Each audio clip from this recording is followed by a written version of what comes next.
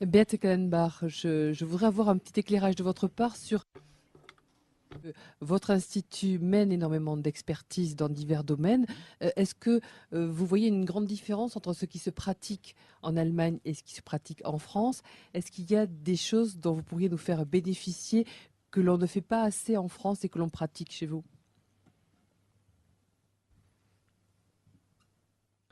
Ähm, also es ist tatsächlich so. Effectivement, en ce qui concerne les installations nucléaires, le mode d'organisation entre l'Allemagne et la France diffère un peu. En Allemagne, il y a beaucoup d'instituts ou d'organismes qui travaillent pour l'autorité de euh, en, en France, souvent ces études sont réalisées par l'autorité elle-même.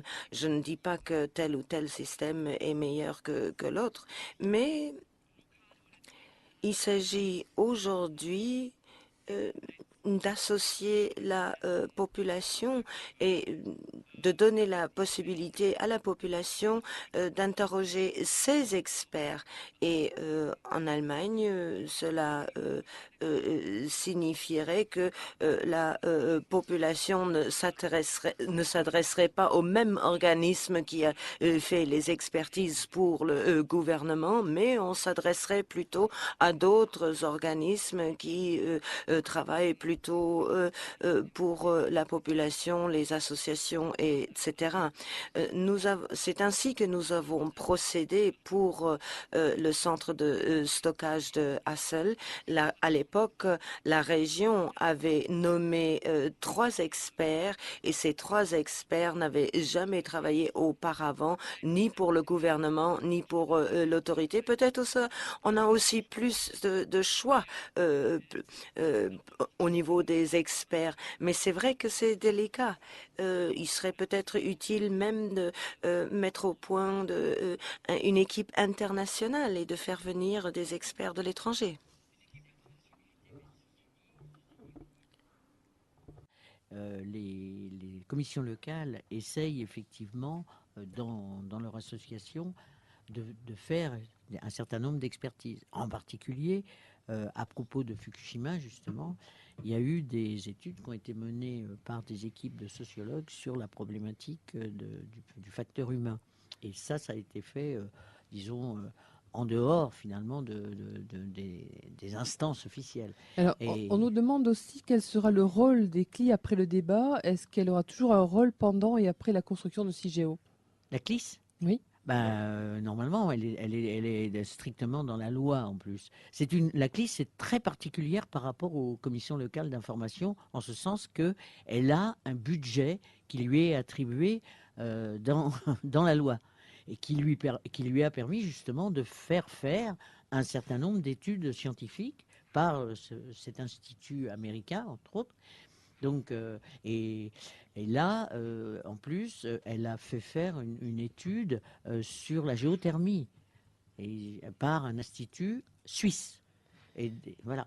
Et donc, là aussi, il y a une polémique parce que l'Institut suisse a émis un certain nombre de conclusions qui demandent vraiment une étude complète. Parce que dans l'état actuel des choses, Alors, compte tenu des données qu'ils avaient, ils ne pouvaient même pas terminer leur étude. Donc il y a beaucoup de choses à faire. vous parlez d'études complètes. Un internaute par SMS vous dit mais combien de temps de recherche faut-il, ce dont Madame Senet, 20 ans, a-t-on déjà fait comparable travail dans l'histoire? Certainement pas. Mais combien de temps de recherche faudrait-il, vous demande-t-on? Pour faire une étude de géothermie Non, non, pas non. simplement pour Une études étude géodésiques, mais générale. Mais attendez, sur le ce problème, projet. c'est pas que c'est 20 ans. C'est si vous voulez caractériser effectivement la géologie, c'est clair que il vous faut du temps. Oui, bien sûr, il vous faut 20 ans. Mais regardez, une partie des déchets, vous ne pouvez pas les mettre par le fond avant 50 ans. Donc, ça ne veut pas dire qu'il faut arrêter les études. Au contraire, il faut les continuer et bien caractériser les choses. Par exemple, comment vous allez vérifier à l'intérieur des alvéoles qu'est-ce qui s'y passe si vous le fermez. Et il y a des choses comme ça qui ne sont pas encore définies. Vous en avez d'autres d'ailleurs.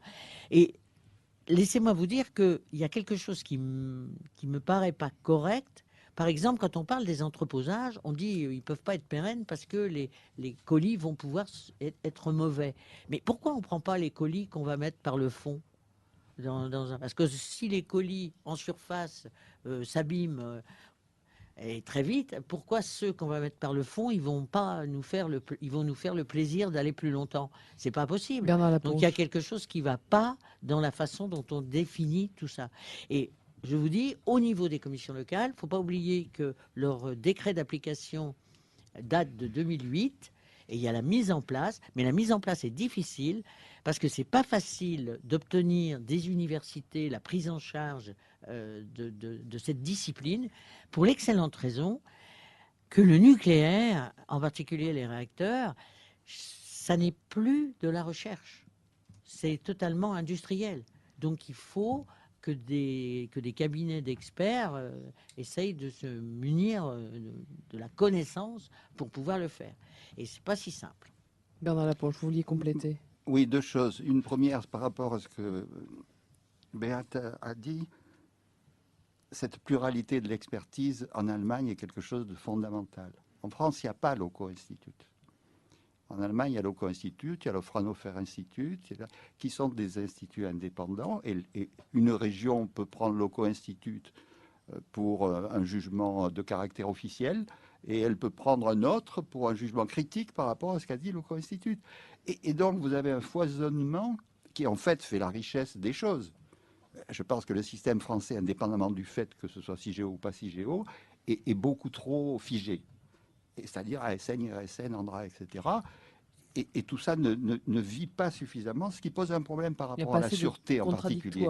Oui, parce que, si vous voulez, la sûreté, si elle n'est pas contradictoire, elle n'est pas assurée, parce que vous avez des certitudes en certitude, même si les gens font bien leur travail. Ce n'est pas une question de qualité personnelle, c'est une question d'organisation des choses. Donc cette histoire de l'expertise critique, indépendante, contradictoire, internationale, tout ce que vous voulez, c'est fondamental. Premier point. Deuxièmement, pour revenir à la discussion d'aujourd'hui, ce que dit Monique sur le fond, c'est que, un, on a le temps, et deux, il faut le prendre. En gros, c'est ça. On a le temps parce que les déchets les plus importants dont on nous dit qu'on va les mettre dans ce trou, c'est pas avant 60 ans. Bon, donc on peut se dire, on pourrait faire des choses intéressantes un certain temps pour tester les choses, ce qu'elle dit, et par exemple de tester en vraie grandeur sans tout de suite se précipiter sur ce projet pharaonique sur 100 ans en disant, vous savez, tout est réglé, etc. Donc c'est ça qui est contradictoire, si vous voulez. C'est que d'une part, on voit bien qu'il y a encore des problèmes, c'est pas la peine de se cacher derrière son petit doigt. On sait très bien qu'on a le temps de les traiter, et que donc, pourquoi est-ce qu'il y a ce forcing pour décider absolument un projet qui finalement est très discuté? Bon, pas la peine, il est très discuté. Tous les gens qui s'en occupent, il est très discuté. Alors, il y en a des tas qui ne s'en occupent pas, mais... Et donc, je crois qu'il faut revoir cette philosophie de politique par rapport aux déchets radioactifs, quoi, c'est tout. Une réponse rapide de Thibault Laballet de l'Andra, et après on a encore beaucoup de questions qui nous arrivent par mail et par SMS. Oui, et donc juste en réponse à Anne Kallenbach, souligner aussi que localement, il y a des compétences au niveau régional en matière d'expertise sur des sujets qui nous intéressent, et typiquement les universités de Nancy, par exemple, ont tout un pôle d'expertise en matière de géologie qui interviennent sur le projet CIGEO et qui regardent les différents aspects liés à l'argile, au creusement, etc.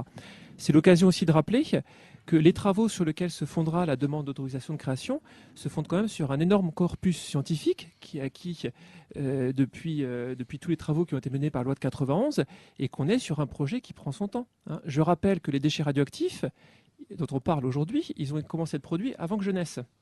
Et que si CIGEO est autorisé, le premier colis de déchets radioactifs qui serait stocké, il sera stocké quand moi j'aurai 50 ans. D'accord ? La retraite donc, à 50 ans. Donc, non, mais l'enjeu, il est là aussi. C'est-à-dire, la loi de 2006, elle dit le sujet des déchets radioactifs, c'est un sujet important, il faut s'en occuper. Donc, on demande à ce qu'il y ait un certain nombre d'actions qui soient mises en œuvre pour aller vers la mise en place de solutions qui permettent de gérer sur le long terme ces déchets radioactifs.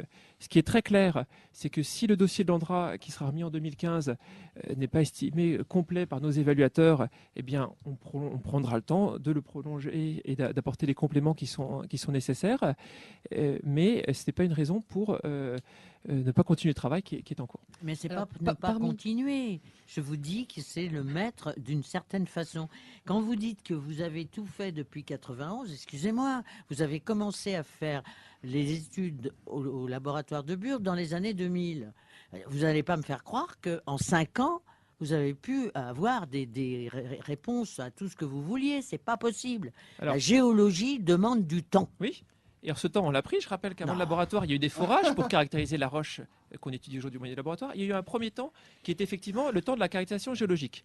Maintenant, il y a un deuxième temps en ce moment au laboratoire qui est de réaliser, laissez-moi terminer, qui est de réaliser dans le laboratoire, en plus de ces essais, des essais qui préfigurent la conception industrielle, ce à quoi pourrait ressembler CIGEO. Donc on est dans des creusements, dans des techniques de mise en œuvre de colis, et tout ça aujourd'hui, on est en train de le tester, et on l'aura pour la demande d'autorisation de création. On teste même la réalisation des scellements qui, je le rappelle, ne seront réalisés que dans les étapes de fermeture qui viendront bien au-delà de l'étape d'autorisation initiale. Et juste pour terminer, parce que c'est très important, De toute façon, Monsieur Laponche a dit, Monsieur c'est un projet pharaonique, on part sur 100 ans, etc. Non, c'est pas du tout ce que propose l'ANDRA. L'ANDRA propose au contraire un projet très progressif, avec un démarrage, avec des premières alvéoles qui vont être instrumentées, parce qu'effectivement, il y a forcément une étape où il faut passer de l'étape du laboratoire souterrain à l'étape des premières alvéoles. Les déchets de haute activité dont vous avez parlé, je rappelle que dans le dossier du maître d'ouvrage, l'ANDRA a proposé de constituer une petite zone pilote au démarrage de l'exploitation pour avoir 50 années de retour d'expérience avant de commencer à stocker les déchets les plus radioactifs, les plus exothermiques, qui doivent refroidir avant d'être stockés. Et je rappelle qu'entre 2025 et 2075, il y a quand même 70 000 m3 de déchets de moyenne activité à vie longue qui ont été produits non seulement par les réacteurs actuels, mais également par les réacteurs de première génération qui sont en cours de démantèlement, qui sont arrêtés aujourd'hui et qu'il faut bien gérer, et donc pour lesquels CIGEO est également conçu. Alors, je vais vous poser une petite question très brève et puis après une question plus longue pour laquelle je vous demanderai de m'aider à être un peu synthétique parce que c'est une question très très longue. La première question très brève, c'est si tout s'arrête, ça nous arrive par SMS, je n'ai pas le nom de la personne qui nous l'envoie, si tout s'arrête, quel aura été le coût du projet jusqu'à présent? Est-ce qu'on peut le savoir, là, juste d'un chiffre? 1,5 milliard d'euros, c'est le coût de l'ensemble. 1,5 milliard d'euros, c'est le coût de l'ensemble des dépenses relatives au stockage depuis la loi de 91 jusqu'à aujourd'hui. Et à titre d'ordre de grandeur, sur les autres axes de recherche que sont la séparation, transmutation et l'entreposage, on est à peu près sur des ordres de grandeur comparables depuis 1991. Alors, je voudrais maintenant vous poser une question que nous pose Thierry Courillon, qui fait un petit peu une page et demie. Donc, je vais tenter d'aller à l'essentiel. Ce monsieur ne peut pas être là parce qu'il travaille ce soir et donc il voudrait nous poser la question de la création d'une association locale de pilotage de CIGEO par les citoyens de la région. Une autre forme de concertation et de gouvernance.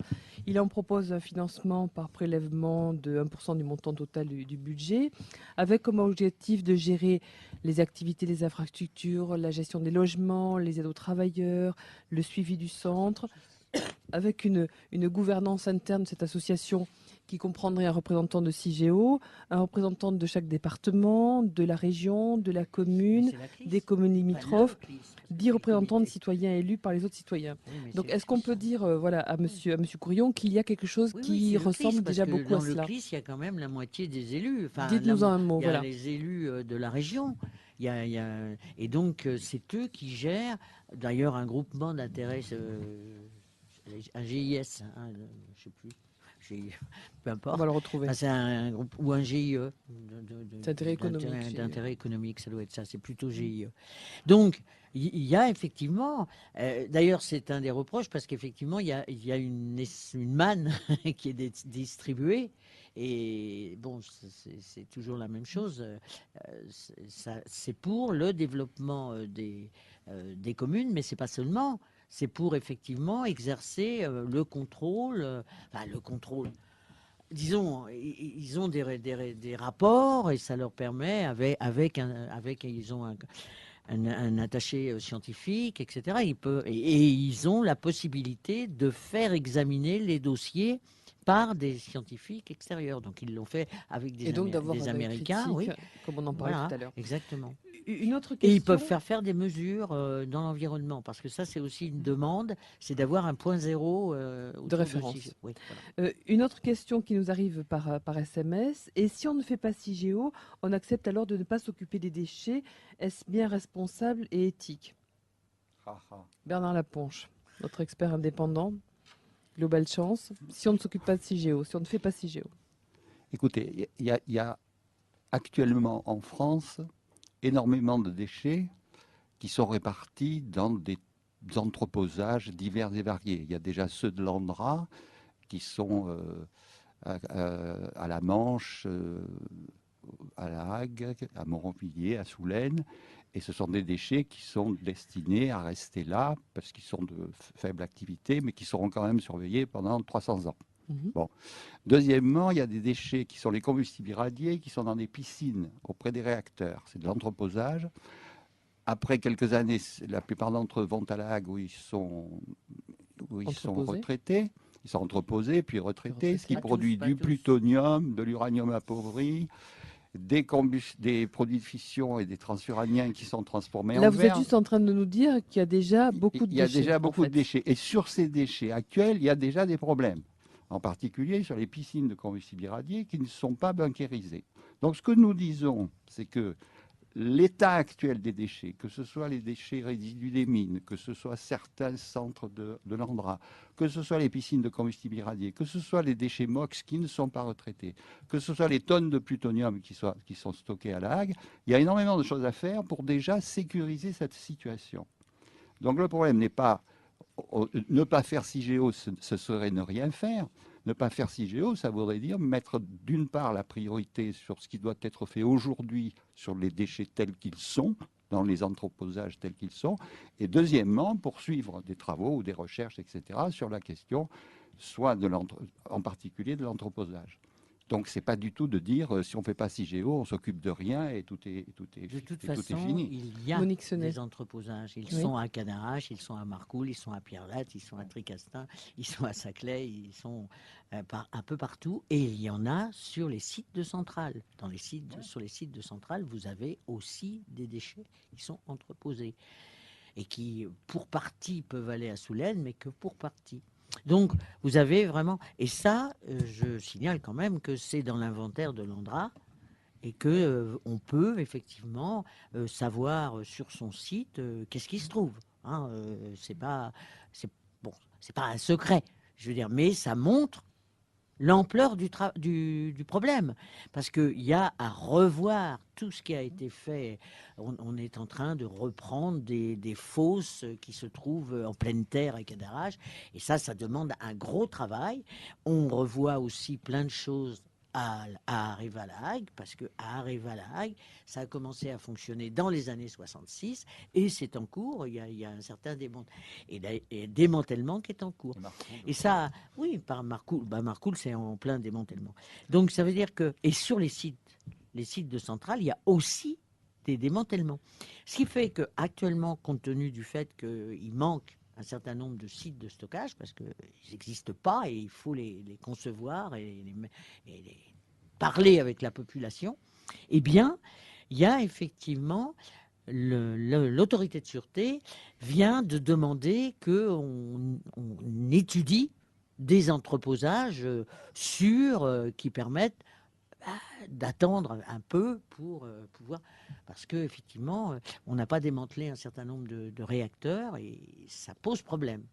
Vous vouliez répondre, Thibault Labalette? Oui, donc pour confirmer qu'effectivement, en France, il y a un plan national de gestion des déchets radioactifs qui se fonde sur l'inventaire national de l'Andra et qui vise à mettre à la disposition des filières de gestion adaptées à chaque catégorie de déchets radioactifs. Et donc CIGEO, le projet de stockage profond, est une brique de ce dispositif à mettre en place. Et pour souligner le fait que le travail sur le stockage n'exclut pas le travail sur l'entreposage. Et je rappelle que les différentes installations qui ont été mentionnées sont sous la responsabilité d'un exploitant, sous le contrôle de l'autorité de sûreté nucléaire. Et donc que tout ça est contrôlé et que s'il y a des travaux complémentaires à faire des installations existantes, ils sont demandés. Ce qui est intéressant dans les exemples qui ont été pris, c'est qu'on a parlé aussi des déchets anciens et on a parlé aussi du fait qu'on arrive à une époque où les premières générations d'entreposage, elles arrivent en fin d'exploitation et donc on a des étapes où il faut commencer à reconstruire ces installations. Hein. Et donc aujourd'hui, on voit bien qu'en France, il y a un seul mode de gestion des déchets radioactifs qui sont produits, qui est l'entreposage. Si le centre de stockage est créé et commence à fonctionner, nos successeurs, les générations suivantes, elles auront deux solutions pour gérer les déchets radioactifs, deux solutions complémentaires, l'entreposage et le centre de stockage. Et donc, d'où l'intérêt de tout le travail qui est fait en ce moment autour du projet CIGEO, c'est de préparer les étapes qui prépareront la mise en œuvre éventuelle de ce projet pour offrir des choix supplémentaires aux générations suivantes dans une perspective de sûreté à long terme, puisqu'il ne faut jamais oublier que les entreposages de surface ne sont pas conçus pour assurer la sûreté à très long terme pour les déchets les plus radioactifs. On est loin d'avoir épuisé toutes les questions et j'essaie de varier un petit peu avec cette question de Monsieur Olivier, le maire de Joinville, qui nous avait été posée lors du débat contradictoire du 30 octobre. On n'avait pas pu toutes les prendre. Quelle gouvernance afin de coordonner de manière équitable le développement des territoires concernés par le projet CIGEO? Qu'est-ce qu'on peut répondre au maire de Joinville? Donc, si je peux donner un premier éclairage. Un Ça, c'est éclairage vraiment Landra. l'enjeu du schéma interdépartemental de développement du territoire. Hein. Donc, je rappelle qu'il est parti du constat qui était de dire si CIGEO est mis en œuvre, ça sera une grande infrastructure industrielle qui serait réalisée sur le territoire de Meuse et de Haute-Marne, et donc qui devrait s'accompagner d'un certain nombre d'équipements connexes. Il faut construire des infrastructures, prévoir des logements, de la formation. Donc, ça se prépare l'accueil d'un grand projet. Et donc, il y a 2 ans, le gouvernement a pris la décision, l'initiative, de mettre en place ce schéma, donc sur les 2 départements de Meuse et de Haute-Marne, et on a confié le pilotage au préfet de la Meuse, qui joue un rôle de préfet coordinateur, en association avec les différents acteurs locaux concernés par le projet. Ce projet de schéma, il est présenté au débat public. Il y a eu une séance du débat qui y a été consacrée et on voit qu'il va être nourri par toutes les expressions qui ont été formulées. Et donc l'étape suivante de ce schéma, ça va être ensuite de réfléchir en termes à la fois de programmation, donc concrètement, quelles opérations il faudrait réaliser si CIGEO doit être mis en œuvre, est-ce qu'il faut construire une route à tel endroit, une voie ferrée, etc. Et ensuite, comment se prennent ces décisions en termes de gouvernance avec les maîtres d'ouvrage concernés, qui peuvent être soit des opérateurs privés, soit des collectivités, suivant la nature des opérations à réaliser. Et donc ça, c'est typiquement un des points qui est débattu avec les acteurs locaux dans le cadre du comité de haut niveau qui se réunit au moins une fois par an pour faire le point sur l'avancement du projet sous l'égide du ministre chargé de l'énergie et avec les acteurs du territoire. Oui, mais Avant que Madame on a reçu justement les acteurs du territoire et ils n'étaient pas vraiment convaincus que cette concertation avait eu lieu. En particulier, ils reprochaient le fait qu'il y ait une instance qu'on appelait l'instance supérieure et auquel ils n'avaient pas accès. Et il manquait donc des comptes rendus pour savoir ce qui se disait dans cette instance. Et en particulier, ils nous ont fait remarquer, comme on leur avait dit, qu'on hésitait encore entre savoir s'il y avait un train qui pouvait passer à plusieurs endroits ou les routes. Et comme ils ont dit, alors ils nous ont dit d'une façon très claire, oui, ben d'accord, mais nous on sait bien qu'il y a 3 routes et on sait bien qu'il y a... Donc qu'est-ce qu'on a choisi? Oui. Voilà. Et voilà. Donc c'était un... Et pourquoi? Parce que en particulier, il y avait 2 maires, ils avaient des villages de 70 personnes. Ils disaient, nous on veut pas que ça passe par chez nous. Donc j'espère que leur demande sera écoutée. Bernard Lapon, je voulais compléter. Oui, je pense que si vous voulez, c'est vrai qu'on met de l'argent, ce qui est d'ailleurs discutable, parce qu'on a même mis de l'argent lié à un laboratoire de recherche, ce qui en général ne se fait pas. Les laboratoires de recherche ne sont pas considérés comme des lieux justifiant des compensations. Donc c'était pour anticiper le stockage et certains locaux considèrent que c'était un peu un achat d'approbation. Mais d'une façon générale, je ne pense pas du tout... Alors, on peut discuter sur l'intérêt ou non d'enfouir des déchets, mais je ne pense pas du tout que pour la région concernée, ça soit plutôt un avantage. C'est-à-dire que je pense qu'il y a d'autres façons de développer une région que d'enfouir des déchets radioactifs. Et je crains qu'il y ait une tromperie sur les bénéfices que les gens vont tirer de Sur de le point, cette là, je vous invite installation à revisionner industrielle. le débat qu'il y a eu sur le schéma territoire, où tous ces points Attendez, ont vous été me coupez discutés. la parole. Non, pardon, c'est moi, mais je veux juste indiquer Comment Non, mais que ce excusez-moi, point-là a Je été, vais faire un point de police. largement débattu et qu'on a quand même le retour d'expérience des centres mais de stockage attendez, existants mal de élevé, l'Andra dans ce l'Aube, jeune homme, hein. Non, mais qui non. permettent d'attester aussi de l'impact sur un certain nombre d'aspects favorables de l'implantation des installations industrielles de l'Andra. Et bien sûr. Oui. Mais l'Andra ne veut pas dire le contraire. Donc, je veux dire, par moments, c'est un peu comique. Alors, je vais vous poser une question à vous qui nous arrive aussi sur Internet. Monsieur Laponche, peut-il confirmer qu'à son avis, il faut tenir compte de l'opinion du public et pas du tout de celle de l'ASN? Je ne pense pas que votre avis soit aussi tranché et manichéen que celui-là. Oui, Vous pouvez nous éclairer là-dessus? Oui, par moments, c'est un peu comique. Il est évident qu'il faut tenir compte de l'avis de l'ASN, l'autorité de sûreté nucléaire, qui va dire, par rapport à la sûreté des sites, un certain nombre de recommandations. Et il est évident aussi que l'ensemble du public, mais y compris souvent les experts, n'ont pas tous les éléments par rapport à ces questions très pointues du point de vue technique. Donc l'ASN et l'IRSN font du travail. Mais deuxièmement, il faut que les pouvoirs publics tiennent compte aussi de l'avis du public. Et moi, je ne pense pas que le public soit aussi concerté, aussi content et aussi favorable à ce projet que ce que veut bien le dire l'Andra. C'est normal que vous le disiez, je ne vous en veux pas, c'est normal, c'est votre projet. Mais donc, il y a un équilibre à faire entre, d'une part, la discussion sur les questions scientifiques, techniques, sur les questions éthiques, qui ne relèvent pas ni de l'Andra, ni de l'ASN, ni de l'IRSN, qui relèvent vraiment d'une discussion citoyenne. C'est ça qui n'est pas compris dans ce pays. C'est qu'il y a des questions qui ne sont pas des questions relevant de l'autorité de sûreté ou de l'IRSN ou des experts ou je ne sais pas quoi. C'est vraiment que pense la population par rapport à ces questions. Et si elle s'exprime et qu'elle donne un avis, on est en République et donc la démocratie doit tenir compte de ces avis. Donc il y a un équilibre entre un certain nombre de... Ce qui a été dit par Mme Béat tout à l'heure, un équilibre entre des questions qui sont de caractère scientifique et technique, qui sont discutées dans une certaine enceinte, et puis qui peut être publique, mais et puis il y a des questions qui sont de caractère beaucoup plus général, et trop souvent on marche dessus. C'est-à-dire on dit la bonne solution c'est ça, eh ben on y va. Et c'est un peu ce qui se passe par rapport à ce projet. C'est-à-dire il y a un peu le rouleau compresseur pour le faire. Et ce monsieur a raison, il faut un équilibre entre les avis scientifiques et techniques d'un côté, et la SN est tout à fait respectable dans ce domaine. Et quelqu'un Et nous puis demande, le public ne peut pas seul décider, que dit l'autorité nucléaire? Est-ce qu'on peut le dire de façon assez concise et ramassée? L'autorité de sûreté nucléaire, comme pour un réacteur, le projet CIGEO va être examiné par les experts de l'IRSN, et puis après il y aura des groupes permanents qui vont l'examiner. Ils pourront demander des modifications ou décider que tel ou tel type, par exemple, de déchets ne peut pas être admis dans CIGEO pour telle et telle raison. Donc il y aura vraiment un contrôle de ce type. Ce qu'on disait, c'est que le contrôle de ce type, c'est bien aussi s'il est fait par des experts ou des organismes extérieurs à l'appareil officiel. Parce que ça permet d'avoir des discussions contradictoires, c'est normal. Une question posée par le CEDRA. C'est choquant de voir que les populations de la région de Bure ne sont pas représentées ce soir. Pourquoi? Qu'est-ce qui peut répondre à ça? Je vais répondre en tant que vous, Barbara, représentante de chauffeur CPDP. pour la CPDP. Ce débat contradictoire ce soir est justement pour la population locale. Donc elle a l'occasion ce soir de s'exprimer par mail, par SMS, et autres. Et ensuite, bien sûr, Madame Senet, en tant que vice-présidente de l'ONCLI, en quelque sorte, elle représente aussi une partie de la population locale concernée. Un mouvement... On voit bien que c'est un peu insuffisant. Bon, alors, c'est pas... Oui, c'est par délégation, mais je ne suis pas, bien que je connaisse le sujet, je ne suis pas... C'est même pas par rapport à toi, je veux dire, c'est non, que... non, c'est pas ça, j'ai bien pris.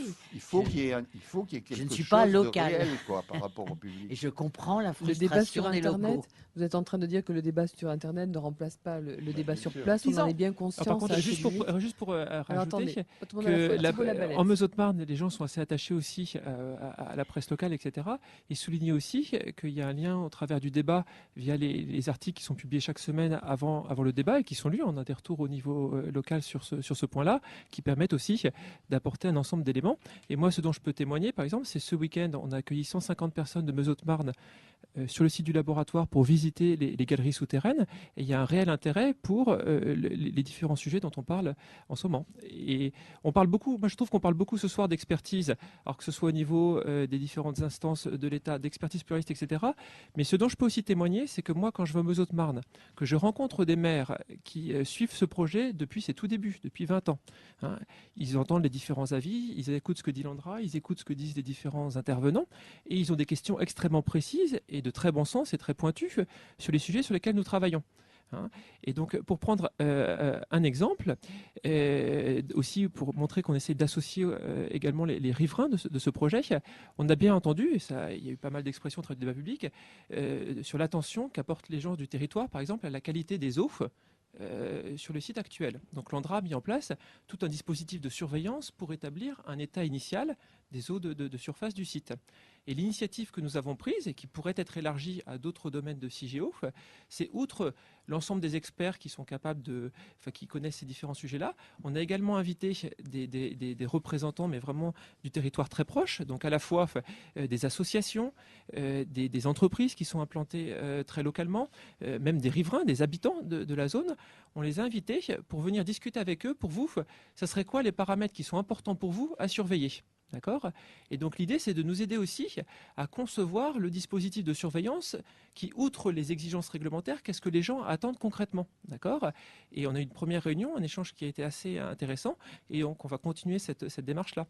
Ce que je peux aussi rappeler, c'est que le comité local d'information et de suivi, il organise, donc je l'ai dit, très périodiquement des concertations sur le sujet, des débats. Il a mis en place différentes commissions sur la réversibilité, sur l'implantation, sur la santé et l'environnement, qui sont également des lieux d'échange et de travail pour aussi permettre aux acteurs locaux de s'exprimer sur le projet. Et ce que je veux absolument dire ce soir, c'est que la concertation sur le projet CIGEO, elle ne se limite pas à un débat public en 2005-2006 et un débat public en 2013. Et Madame Séné l'a bien dit en introduction, l'enjeu c'est comment est-ce qu'on assure la concertation sur la durée. Et donc la concertation, ça se fait de multiples formes, depuis les gens qui viennent visiter, qui viennent vous poser des questions et qui regardent, qui vous regardent dans les yeux en disant est-ce que ce que vous dites, est-ce que j'y crois pas ? Moi je suis très respectueux des gens qui viennent nous voir, qui font la démarche de passer du temps à regarder ce qu'on fait en matière de géologie, en matière de sujet, de sûreté, en matière d'insertion du projet. Le but, c'est pas de les convaincre à la fin, etc. C'est de leur donner des outils pour qu'ils se fassent leur propre opinion. Et moi, ce qui m'a frappé quand je vais à ces réunions pour présenter le projet, etc., c'est que c'est vraiment des moments d'échange très intéressants avec les acteurs locaux et avec des questions vraiment de bon sens qui viennent du territoire. Je voudrais dire que les acteurs locaux, c'est très important. Mais il ne faut pas oublier que toutes les commissions locales, donc tout le pays entier est concerné. Et que c'est absolument indispensable qu'on ne fasse pas peser sur un seul pays, enfin sur une seule région, le poids des déchets. Et ça, c'est au niveau de l'Anccli, c'est une absolue nécessité. Parce que vous avez les transports, vous avez plein de choses, et honnêtement, ça vaut la peine de discuter à fond de ce problème de déchets. Ils existent, on est bien d'accord, mais ça ne signifie pas qu'il faut faire n'importe quoi avec. Avant de rendre l'antenne, puisqu'on arrive quand même à la conclusion de cette émission, je me fais aussi l'écho des coups de griffe et des coups de gueule. On a Michel Guérit qui nous a dit par mail, comme je l'ai imaginé, finalement ce soir on ne parlera pas de la gouvernance de CIGEO, de toutes ces entités bidons où l'on retrouve les mêmes personnes. Voilà, c'est pas vraiment une question, c'est une opinion dont je me fais l'écho. De quoi il parle ? J'ai pas bien compris. On n'a pas parlé ce soir, d'après ce monsieur, de la gouvernance de CIGEO et des entités bidons. Je n'en sais pas plus. C'est un message très bref qui nous parvient. Je vous le lis aussi succinctement qu'il m'arrive. Nous saluons le porteur de cette question. Et nous saluons tous nos internautes que nous remercions beaucoup d'avoir participé depuis 9 débats comme ça. On a reçu quand même beaucoup de questions. On a essayé de se faire l'écho à chaque fois le plus possible. Je tiens à rappeler que toutes les questions qui n'ont pas été traitées ce soir, comme les autres fois, trouveront leur réponse sur le site de la façon la plus contradictoire, à la fois par le maître d'ouvrage et puis aussi par les experts indépendants qui veulent bien nous prêter leur concours. Et pour finir tout à fait ce 9e débat, je repasse la parole à Barbara Redlich-Joffer, qui est membre de la commission particulière du débat public consacré à CIGEO. Oui, merci. Donc je tiens d'abord à remercier tous les intervenants à ce débat contradictoire et également le public qui a posé les questions et donné son avis. Ça a été un débat assez riche, hein. Moi, je retiens que, en gros, il y a deux ordres de questions qui ont été traitées. D'une part, je pense le maître d'ouvrage, il a eu connaissance d'une série de propositions et d'éléments très concrets dont il sera invité à les considérer, en tout cas pour les suites du débat, et notamment pour le suivi. Ça a été un mot fort qui est sorti tout au long de cette discussion. Et deuxièmement, toute une série de questions qui vont au-delà du projet CIGEO même, hein, et on a beaucoup discuté de l'expertise, tout à fait, et comment organiser une expertise pluraliste. Donc ça également, ce sont des éléments qui vont trouver une place dans notre compte-rendu de débat public pour ce projet CIGEO. Donc je rappelle rapidement le calendrier. Le public peut encore poser ses questions et formuler un avis jusqu'au 15 décembre, donc dernier délai minuit, 15 décembre minuit. Après, nous aurons 2 mois, la CBDP aura 2 mois pour finaliser son compte-rendu. Donc, rendez-vous le 15 février pour la restitution des éléments de ce débat public CIGEO. Merci beaucoup. Et vous conseillerez qu'il y ait un vrai débat public juste après. Merci, on va le conseiller. Merci à nos beaucoup. invités de ce soir. Merci aussi aux internautes qui ont participé à ce dernier débat. Un débat, je vous le rappelle, que vous pourrez retrouver sur le site de la commission particulière du débat public consacrée au projet CIGEO. Merci et bonne soirée.